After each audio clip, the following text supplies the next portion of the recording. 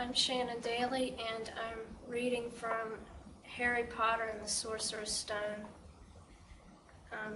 Chapter 8, The Potions Master. There, look. Where? Next to the tall kid with the red hair. Wearing the glasses? Did you see his face? Did you see his scar? Whispers followed Harry from the moment he left his dormitory the next day. People lining up outside classrooms stood on tiptoe to get a look at him, or doubled back to pass him in the corridors again, staring. Harry wished they wouldn't, because he was trying to concentrate on finding his way to classes. There were 142 staircases at Hogwarts, wide, sweeping ones, narrow, rickety ones, some that led somewhere different on a Friday, some with a vanishing step halfway up that you had to remember to jump. Then there were doors that wouldn't open unless you asked politely or tickled them in exactly the right place, and doors that weren't really doors at all, but solid walls just pretending. It was also very hard to remember where anything was, because it all seemed to move around a lot. The people in the portraits kept going to visit each other, and Harry was sure the coats of armor could walk. The ghosts didn't help either. It was always a nasty shock when one of them glided suddenly through a door you were trying to open. Nearly headless Nick was always happy to point new Gryffindors in the right direction, but Peeves the poltergeist was worth 2 locked doors and a trick staircase if you met him when you were late for class. He would drop wastepaper baskets on your head, pull rugs from under your feet, pelt you with bits of chalk, or sneak up behind you, invisible, grab your nose, and screech, "Got your conch." Even worse than Peeves, if that was possible, was the caretaker, Argus Filch. Harry and Ron managed to get on the wrong side of him the very first morning. Filch found them trying to force their way through a door that unluckily turned out to be the entrance to the out-of-bounds corridor on the 3rd floor. He wouldn't believe that they were lost, was sure they were trying to break into it on purpose, and was threatening to lock them in the dungeons when they were rescued by Professor Quirrell, who was passing. Filch owned a cat called Mrs. Norris, a scrawny, dust-colored creature with bulging, lamp-like eyes, just like Filch's. She patrolled the corridors alone. Break a rule in front of her, put just one toe out of line, and she'd whisk off for Filch, who'd appear, wheezing, 2 seconds later.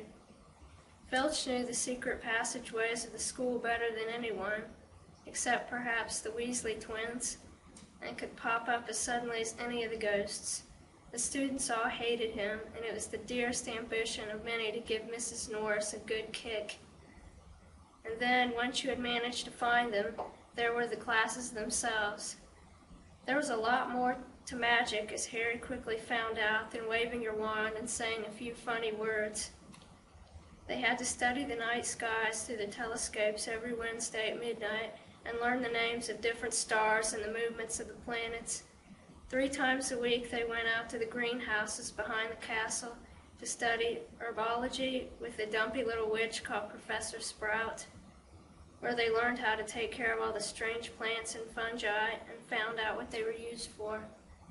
Easily the most boring class was the history of magic, which was the only one taught by a ghost.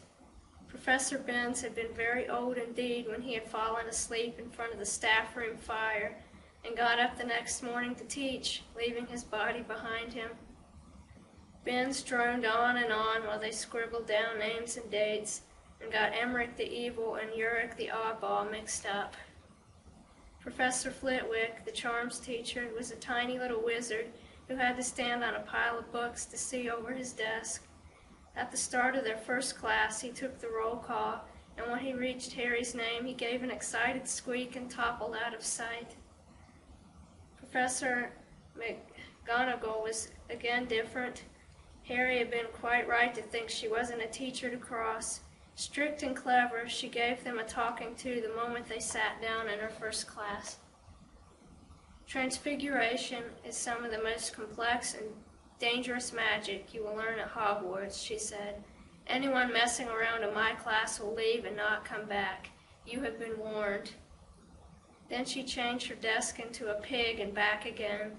They were all very impressed and couldn't wait to get started, but soon realized they weren't going to be changing the furniture into animals for a long time.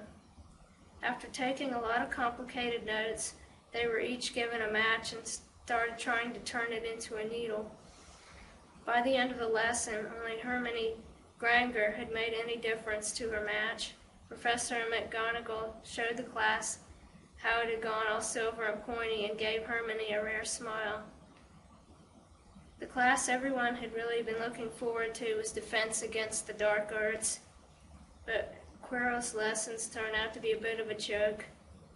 His class smelled strongly of garlic, which everyone said was to ward off a vampire he'd met in Romania and was afraid would be coming back to get him one of these days. His turban, he told them, had been given to him by an African prince as a thank you for getting rid of a troublesome zombie, but they weren't sure that they believed this story. For one thing, when Seamus Finnegan asked eagerly how to hear how Quirrell had fought off the zombie, Quirrell went pink and started talking about the weather. For another, they had noticed that a funny smell hung around the turban, and the Weasley twins insisted that it was stuffed full of garlic as well, so that Quirrell was protected wherever he went. Harry was very relieved to find out that he wasn't miles behind everyone else. Lots of people had come from Muggle families and, like him, hadn't had any idea that they were witches and wizards.